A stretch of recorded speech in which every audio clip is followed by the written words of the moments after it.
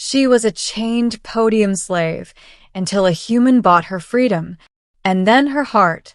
The auction square smelled of rust, sweat, and desperation. A dozen alien girls stood on the raised podium, chains biting into their wrists, collars weighing on their slender necks. Most stared at the ground, numb after too many days without food or water. But one girl held her chin high, even though her body trembled from exhaustion. Her name was Syrah. Her eyes burned a molten gold, fierce despite the bruises on her pale gray skin. She had been dragged from her home colony after her village rebelled against the overlords. Her people were warrior-blooded, yet she had been reduced to this, property to be sold to the highest bidder. The slaver's voice barked over the crowd. Strong-bodied female, trained in obedience. Look at those eyes. Fire, I tell you.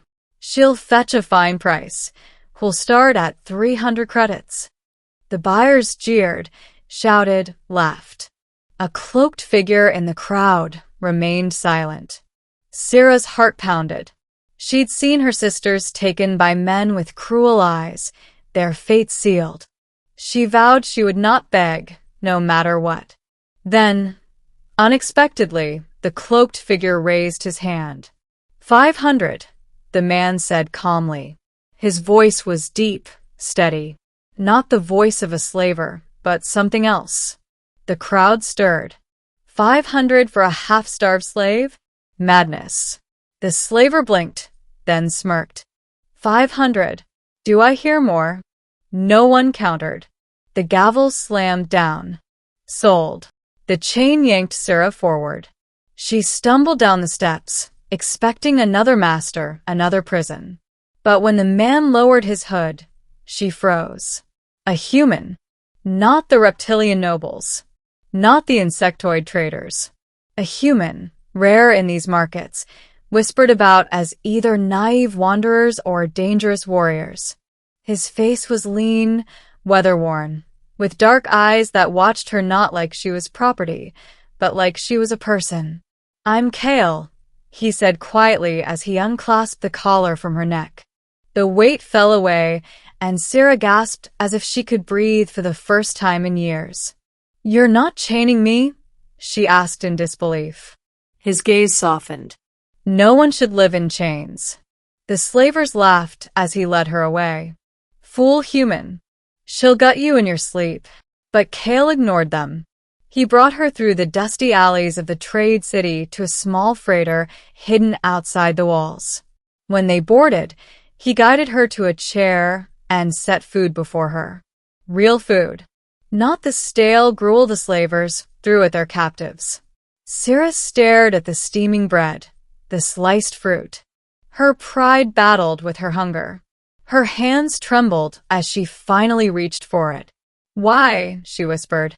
Because you deserve to live, Kale answered simply, pouring water into her cup. Tears burned her eyes. She turned away, unwilling to let him see her break. Days passed as they traveled between stars. Syrah slept without chains for the first time in years. She dreamed without nightmares. But confusion twisted her thoughts. Why had he saved her? One night, unable to bear it, she confronted him in the cockpit. You paid for me. Don't pretend otherwise. What is it you want in return? My labor? My body? Her voice cracked with fury. I won't crawl for you, human. Kale looked at her, surprised, then leaned back in his chair. I don't want your body, Syrah. I want you to have your freedom. What you choose after that is yours alone. Freedom. The word struck her harder than any whip. She almost laughed. It sounded like a cruel joke.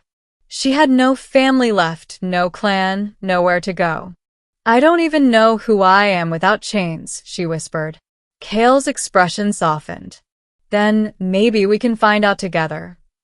Trust did not come quickly. But Kale never once treated her as less than equal.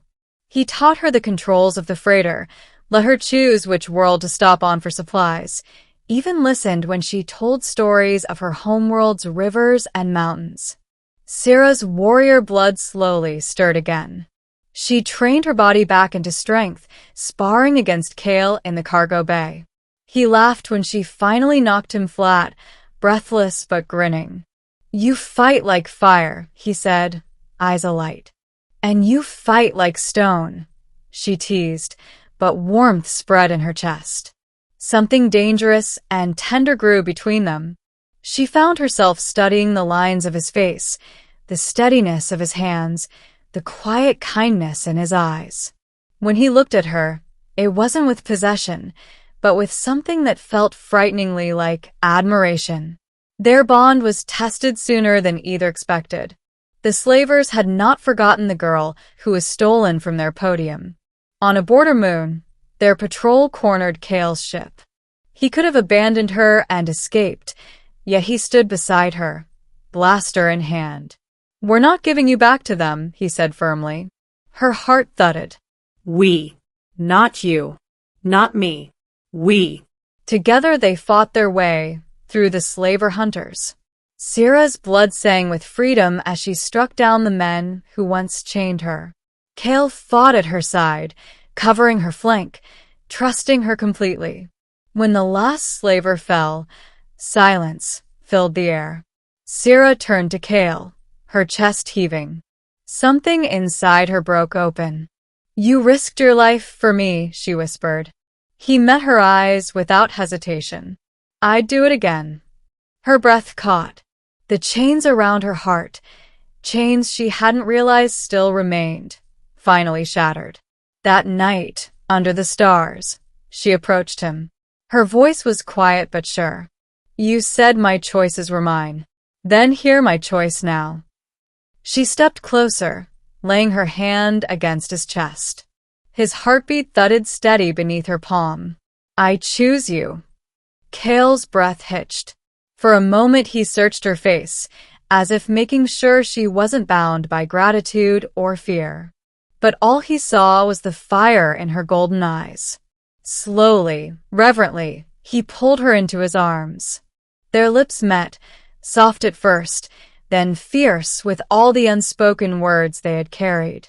For the first time, Syrah knew what it meant not only to be free, but to belong by her own will. Months later, the galaxy no longer seemed so empty. Syrah and Kale charted new courses, laughing at markets, fighting side by side against raiders, sharing quiet nights in the ship's cabin. Once she had stood on a slave's podium, bound and broken. Now she stood at the edge of the stars, free and unafraid, with a man who had bought her freedom, only to win her heart. And together, they carved out a future no chain could ever touch.